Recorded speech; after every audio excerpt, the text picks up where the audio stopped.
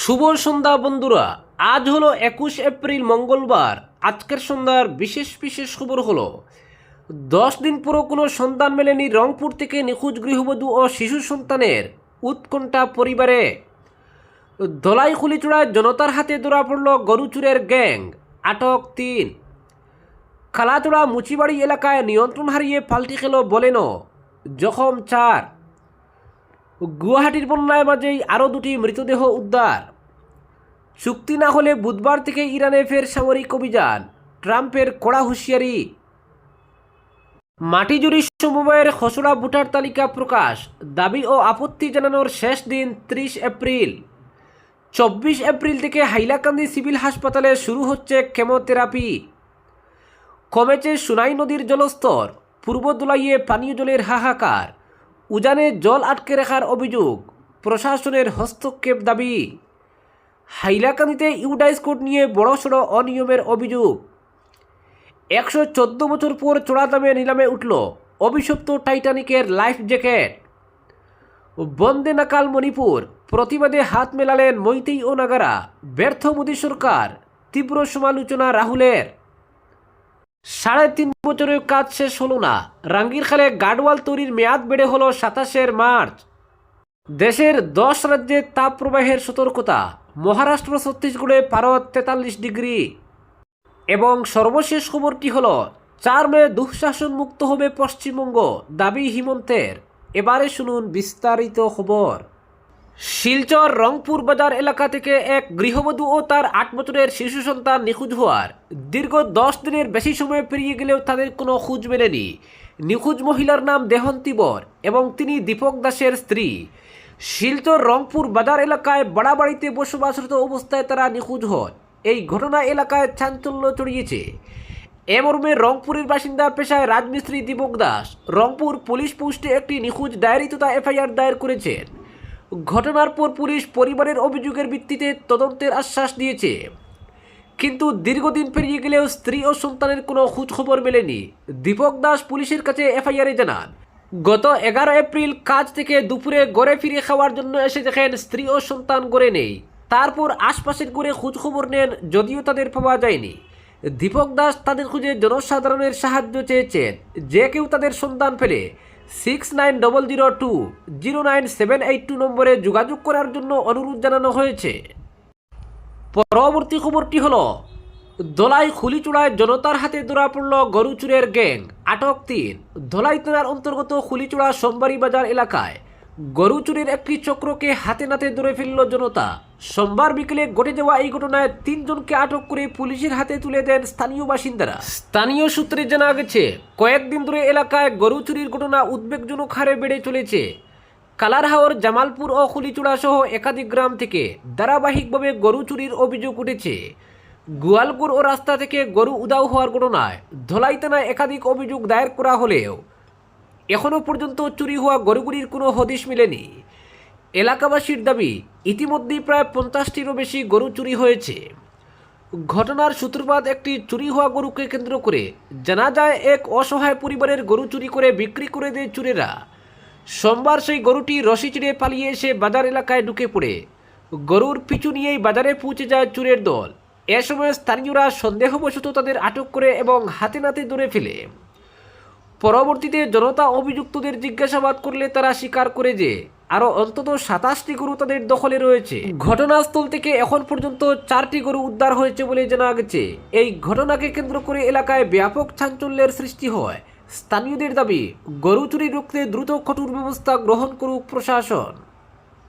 পরবর্তী খবরটি হল লালাতারার অন্তর্গত কালাচড়া মুচিবাড়ি এলাকায় এক ভয়াবহ সড়ক দুর্ঘটনায় চাঞ্চল্য ছড়িয়েছে। সোমবার রাতে শিলচরগামী একটি বলেনো গাড়ি দ্রুত গতিতে চলার সময় হঠাৎ নিয়ন্ত্রণ হারিয়ে দুর্ঘটনার কবলে পড়ে। ঘটনাটি এতটাই গুরুতর ছিল যে গাড়িতে থাকা 4 জন যাত্রী মারাত্মকভাবে আহত হন। দুর্ঘটনার পর স্থানীয়রা দ্রুত উদ্ধার কাজে এগিয়ে এসে আহতদের লালা উপস্বাস্থ্য কেন্দ্রে নিয়ে যান। তবে সেখানে প্রাথমিক চিকিৎসার পর আহতদের শারীরিক অবস্থার অবনতি হওয়ায় তাদের শিলচর মেডিকেল কলেজ ও হাসপাতালে রেফার করা হয়। এই ঘটনাকে কেন্দ্র করে এলাকাবাসীর মধ্যে ক্ষোভের সৃষ্টি হয়েছে। তাদের অভিযোগ, দীর্ঘদিন ধরে রাস্তার বেহাল অবস্থার কথা প্রশাসনকে জানানো হলেও কোনো কার্যকর পদক্ষেপ নেওয়া হয়নি, যার ফলে এমন মর্মান্তিক দুর্ঘটনা ঘটল। এলাকাবাসী দ্রুত রাস্তার সংস্কারের দাবি জানিয়েছেন। পরবর্তী খবরটি হলো 24 এপ্রিল থেকে হাইলাকান্দি সিভিল হাসপাতালে শুরু হচ্ছে কেমোথেরাপি। হাইলাকান্দির এসকে রায় সিভিল হাসপাতালে আগামী 24 এপ্রিল থেকে কেমোথেরাপি পরিষেবা চালু হতে চলেছে। এতদিন এই পরিষেবার জন্য রোগীদের অন্য জেলায় বা রাজ্যের বাইরে যেতে হতো, ফলে সময় ও অর্থ দুয়েরই চাপ পড়ত রোগী ও তাদের পরিবারের উপর। এই নতুন উদ্যোগের ফলে এখন জেলার মধ্যেই চিকিৎসা পাওয়া সম্ভব হবে, যা বহু রোগীর জন্য বড় স্বস্তির খবর। হাসপাতাল সূত্রে জানা গেছে, এই পরিষেবা চালু হলে নিয়মিত কেমোথেরাপি গ্রহণ করা অনেক সহজ হবে এবং চিকিৎসার ধারাবাহিকতা বজায় রাখা সম্ভব হবে। এই পরিষেবা চালু করা হচ্ছে আসাম ক্যান্সার কেয়ার ফাউন্ডেশনের মাধ্যমে, যা টাটা ট্রাস্টের সহযোগিতায় একটি যৌথ উদ্যোগ। আধুনিক চিকিৎসা সুবিধা জেলা পর্যায়ে পৌঁছে দেওয়ার লক্ষ্যে এই উদ্যোগ নেওয়া হয়েছে। হাইলাকান্দি এসকে রায় সিভিল হাসপাতালের সুপারিনটেন্ডেন্ট ডক্টর দেবব্রত দত্ত জানান যে 24 এপ্রিল থেকে কেমোথেরাপি পরিষেবা আনুষ্ঠানিকভাবে শুরু হবে এবং রোগীদের জন্য এটি স্বল্প খরচে উপলব্ধ থাকবে। তিনি আরও জানান, এই উদ্যোগের মাধ্যমে জেলার বহু ক্যান্সার রোগী উপকৃত হবেন এবং তাদের চিকিৎসার জন্য দূরবর্তী স্থানে যাওয়ার প্রয়োজন অনেকটাই কমে আসবে। স্থানীয় মানুষের মতে এই পরিষেবা চালু হওয়া হাইলাকান্দি জেলার স্বাস্থ্য পরিষেবার ক্ষেত্রে এক উল্লেখযোগ্য অগ্রগতি হিসেবে বিবেচিত হবে। পরবর্তী খবরটি হলো, হাইলাকান্দি জেলার শিক্ষা ব্যবস্থাকে ঘিরে নতুন করে বিতর্কের সৃষ্টি হয়েছে। জেলার 5 গ্রামের ব্রাইট অ্যান্ড সায়েন্স স্কুলকে কেন্দ্র করে ইউডাইস কোড সংক্রান্ত গুরুতর অনিয়মের অভিযোগ সামনে আসতেই চাঞ্চল্য ছড়িয়েছে সর্বত্র। ঘটনার সূত্রপাত 14 এপ্রিল রঙ্গালী বিহুর দিন। সরকারি ছুটির দিনেও স্কুল খোলা রাখার অভিযোগে প্রথমে সমালোচনার মুখে পড়ে এই শিক্ষা প্রতিষ্ঠানটি। যদিও স্কুল কর্তৃপক্ষ সেই অভিযোগ অস্বীকার করে, তবুও বিষয়টি নিয়ে সন্দেহ আরও ঘনীভূত হয়। পরবর্তীতে বিষয়টি জেলা প্রশাসনের নজরে আসতেই দ্রুত পদক্ষেপ করা হয়। শিক্ষা বিভাগের দায়িত্বপ্রাপ্ত অতিরিক্ত জেলা শাসক অন্তরা সেন গোস্বামী এই বিষয়ে তদন্তের নির্দেশ দেন। নির্দেশ পেয়ে স্থানীয় সিআরসিসি স্কুলটিতে গিয়ে তদন্ত চালান এবং রিপোর্ট জমা দেন প্রশাসনের কাছে। তদন্তে উঠে আসে আরও বিস্ময়কর তথ্য। জানা যায়, ব্রাইট অ্যান্ড সায়েন্স স্কুলের নিজস্ব কোনো ইউডাইস কোড নেই, অথচ 5 গ্রাম থেকে প্রায় 30 কিলোমিটার দূরের কিল্লারবাগ গ্রামের জ্ঞানদীপ সিনিয়র সেকেন্ডারি স্কুলের ইউডাইস কোড ব্যবহার করে ওই স্কুলের পূর্বদের নাম নথিভুক্ত করা হয়েছে এবং বিভিন্ন সরকারি নথি তৈরি করা হয়েছে। বাস্তবে শিক্ষাদান চললেও প্রয়োজনীয় সরকারি স্বীকৃতি না থাকায় প্রতিষ্ঠানটির অস্তিত্ব নিয়ে এখন প্রশ্ন উঠছে। ফলে ওই স্কুলে পড়া ছাত্রছাত্রীদের ভবিষ্যৎ এখন অনিশ্চয়তার মুখে। এই ঘটনায় জেলার অন্য বেসরকারি স্কুলগুলোর মধ্যে উদ্বেগ ছড়িয়েছে। সূত্রের খবর, এমন অনেক প্রতিষ্ঠান রয়েছে যেগুলোর নিজস্ব ইউডাইস কোড নেই, অথচ শিক্ষাদান চালিয়ে যাচ্ছে প্রতিষ্ঠানগুলো। এর ফলে পরবর্তীতে অন্য স্কুলে ভর্তি হতে গিয়ে ছাত্রছাত্রীদের সমস্যার মুখে পড়তে হচ্ছে। শিক্ষাক্ষেত্রে এমন অনিয়ম নিয়ে অভিভাবকদের মধ্যেও ক্ষোভ বাড়ছে। প্রশাসন যদি দ্রুত এবং কঠোর পদক্ষেপ না করে, তাহলে ভবিষ্যতে আরও বড় সমস্যার সৃষ্টি হতে পারে বলে আশঙ্কা প্রকাশ করেছে সচেতন মহল। এখন দেখার বিষয়, জেলা প্রশাসন এই ঘটনায় কী ধরনের ব্যবস্থা নেয় এবং শিক্ষা ব্যবস্থার স্বচ্ছতা নিশ্চিত করতে কতটা কার্যকর পদক্ষেপ নেয়। পরবর্তী খবরটি হলো, 4 মে দুঃশাসন মুক্ত হবে পশ্চিমবঙ্গ, দাবি হিমন্তের। পশ্চিমবঙ্গে জঙ্গলরাজ কায়েম হয়েছে। 4 মে বাংলার মুক্তি হবে। সেদিন তৃণমূলের দুঃশাসন থেকে বাংলার মানুষ মুক্তি পাবেন। তমলুকে এমনটাই দাবি করলেন হিমন্ত বিশ্ব শর্মা। আসামের মুখ্যমন্ত্রী হিমন্ত বিশ্ব শর্মা এদিন তমলুক বিধানসভা কেন্দ্রের বিজেপি প্রার্থী হরে কৃষ্ণ বেরার সমর্থনে জনসভা করেন। সভায় বক্তব্য রাখতে গিয়ে হিমন্ত অভিযোগ করেন, রাজ্যে উন্নয়নের বদলে গুন্ডাবাজি, তুলাবাজি এবং দুর্নীতির রাজত্ব চলছে। তার দাবি, সাধারণ মানুষের নিরাপত্তা ও কর্মসংস্থানের প্রশ্নে বর্তমান সরকার ব্যর্থ হয়েছে।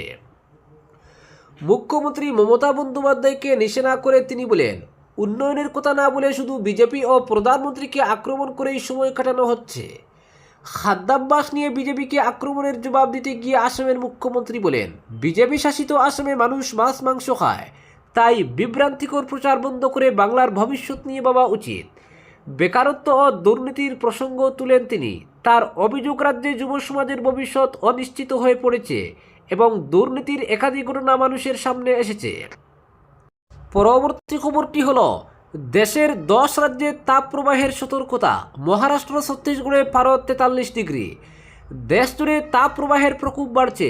মহারাষ্ট্র ও ছত্তিশগড়ের অনেক জায়গায় তাপমাত্রা 43 ডিগ্রি সেলসিয়াস ছুঁয়েছে। মৌসুম ভবন জানিয়েছে পশ্চিম মধ্যপ্রদেশ, মহারাষ্ট্রের বিদর্ভ অঞ্চল এবং ছত্তিশগড়ের কিছু জায়গায় আগামী 23 এপ্রিল পর্যন্ত তাপ প্রবাহ চলবে। পরবর্তী খবরটি হলো বন্দে নাকাল মণিপুর, প্রতিবাদে হাত মেলালেন মৈতেই ও নাগারা, ব্যর্থ মোদী সরকার, তীব্র সমালোচনা রাহুলের। মৈতেই সংগঠনগুলির ডাকা 5 দিনের মণিপুর বন্ধে সোমবার ছিল দ্বিতীয় দিন। বন্ধে পুরোপুরি স্তব্ধ হয়ে পড়েছে ইম্ফল উপত্যকা। যানবাহন চলাচল বন্ধ, দোকানপাটও খুলেনি। রাজ্য সরকার বন্ধ প্রত্যাহারে বারবার অনুরোধ জানালেও মৈতেই সংগঠনগুলি তাতে সাড়া দেয়নি। এছাড়া সরকারি কঠোর নির্দেশ সত্ত্বেও সোমবার রাজ্য সরকারি দপ্তরে কর্মীদের হাজিরাও ছিল একেবারেই নগণ্য। বিভিন্ন মৈতেই সংগঠন একজোট হয়ে তৈরি করেছিল জয়েন্ট অ্যাকশন কমিটি বা জেএসি। ত্রংলা অভি হামলার প্রতিবাদে টানা 5 দিন রাজ্য জুড়ে বন্ধের ডাক দিয়েছিল জেএসি। এই বন্ধে ব্যাপক সাড়া পড়েছে উপত্যকায়। রাস্তায় লোকজনের একেবারেই দেখা মেলেনি। শুনশান রাস্তার মাঝে মধ্যে টহল দিতে দেখা গিয়েছে নিরাপত্তা বাহিনীর গাড়িকে। টানা এই বন্ধে সবচেয়ে বেশি অসুবিধার মুখে পড়েছেন দিনমজুর থেকে শুরু করে ক্ষুদ্র ব্যবসায়ীরা। যারা এই বন্ধের আহ্বান করেছেন তাদের প্রতিবাদের প্রতি সমর্থন জানালেও রুটি রুজি বন্ধ হয়ে গেলে সংসার চালাবেন কি করে, এ নিয়েও অনেকে উদ্বেগ প্রকাশ করেছেন। পরবর্তী খবরটি হলো 114 বছর পর চড়া দামে নিলামে উঠল অভিশপ্ত টাইটানিকের লাইফ জ্যাকেট। ডুবে যাওয়া জাহাজের স্মৃতি আজও টাটকা। টাইটানিকের এক যাত্রীর পরা লাইফ জ্যাকেট নিলামে বিক্রি হলো প্রায় 8.39 কোটি টাকায়। শনিবার এই বিরল সামগ্রী ঘিরে চরম উত্তেজনা তৈরি হয়ে নিলাম করে। জানা গিয়েছে লাইফ জ্যাকেটটি ব্যবহার করেছিলেন প্রথম শ্রেণীর যাত্রী লরা মেবেল ফ্রঙ্কাতেলি। জাহাজ ডুবার সময় তিনি লাইফ বুটে চেপে প্রাণে বাঁচেন। শুধু তাই নয়, ওই লাইফ জ্যাকেটে তার নিজের সই একই লাইফ বুটে থেকে আরও কয়েকজন বেঁচে ফেরা যাত্রীর স্বাক্ষর রয়েছে। ফলে ঐতিহাসিক মূল্য আরও বেড়ে যায়। ইংল্যান্ডের পশ্চিমাঞ্চলের ডেভাইজেসে আয়োজিত এই নিলামে আয়োজক সংস্থা ছিল হেনরি এলড্রেজ অ্যান্ড সন। আগে মনে করা হয়েছিল এই লাইফ জ্যাকেটের দাম উঠতে পারে প্রায় 2.5 লক্ষ থেকে 3.5 লক্ষ পাউন্ডের মধ্যে, কিন্তু সব হিসেব চাপিয়ে তা বিক্রি হয় 6,70,000 পাউন্ডে। এক অজ্ঞাত পরিচয়ের ফোনে অংশ নেওয়া ক্রেতা ওই দাম হাঁকান। একই নিলামে টাইটানিকের একটি লাইফ বুটের আসনের কুশনও বিক্রি হয়েছে 3,90,000 পাউন্ডে। সেটি কিনেছে আমেরিকার দুটি টাইটানিক জাদুঘরের মালিক পক্ষ। নিলাম সংস্থার পক্ষ থেকে জানানো হয়েছে, এই বিপুল মূল্য প্রমাণ করে টাইটানিকের গল্প আজও মানুষের মনে কতটা গভীরভাবে দাগ কেটে রয়েছে। 1912 সালের 15 এপ্রিল ইংল্যান্ড থেকে নিউ ইয়র্কগামী প্রথম যাত্রাতেই হিমশৈলের ধাক্কায় ডুবে যায় টাইটানিক। প্রায় অডুবো হিসেবে পরিচিত এই বিলাসবহুল জাহাজ কয়েক ঘন্টার মধ্যে তলিয়ে যায় সমুদ্রে। প্রায় 2200 যাত্রী ও কর্মীর মধ্যে 15 জনের মৃত্যু হয় সেই দুর্ঘটনায়। লরা ফ্লানকাতেলি সেই সময় ভ্রমণ করেছিলেন খ্যাতনামা fashion designer Lucy Duff Gordon ও তার স্বামী কসমো ডাফ গর্ডনের সঙ্গে। তারা 3 জনই লাইফ বুটে নম্বর 1-এ ছিলেন, যেখানে 40 জনের জায়গা থাকা সত্ত্বেও মাত্র 12 জনকে নিয়ে সেটি চড়া হয়েছিল। পরে সেই লাইফ বুটে আর কাউকে না তোলার সিদ্ধান্ত ঘিরে বিতর্ক তৈরি হয়। উল্লেখ্য, টাইটানিকের স্মারকের সর্বোচ্চ নিরামূল্য এখনও 2024 সালের একটি ঘটনার দখলে।